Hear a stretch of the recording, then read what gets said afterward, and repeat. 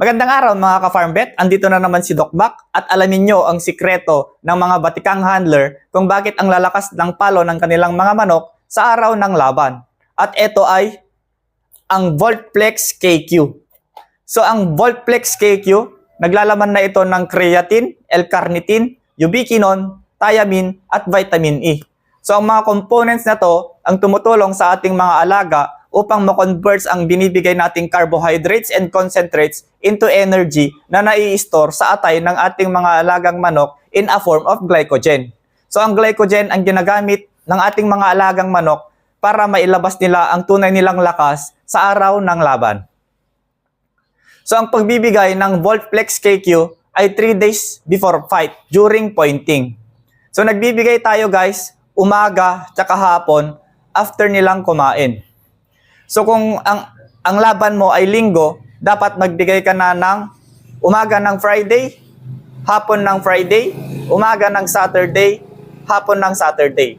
At kung kinaumagahanan, ang laban mo ay hapon, pwede kang magbigay ng isang tabletas ng Voltplex KQ sa umaga. Pero pagka umaga yung laban mo at first fight pa, huwag ka nang magbigay. Kasi ang Voltplex KQ, pagka nagbigay ka, hindi na yun ma-absorb sa katawan ng ating mga alagang manok at baka makasira pa sa inyong pointing.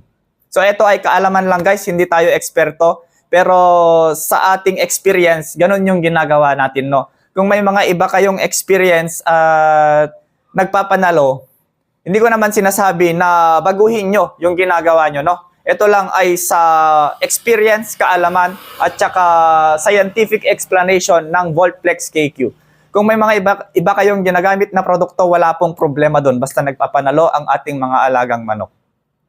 So ang Voltplex KQ ay napakaganda din during breeding. Pwede natin tong ibigay sa ating mga cocks na ginagamit natin during breeding dahil ito ay merong vitamin E na nagpapataas ng testosterone level naturally sa ating mga alagang manok na ginagamit nila para sa pagkasta ng ating mga alaga. And then, mas energetic sila, hindi sila nauubusan ng energy pagka meron tayong Voltplex KQ, lalo na pagka ang dami nating ginagamit na mga pullets or di kaya mga inahin na ipapakasta sa ating iisang cock lang or iisang breeding cock, no?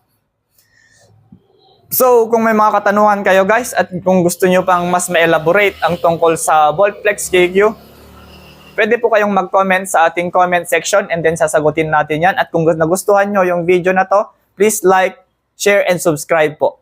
Maraming salamat po.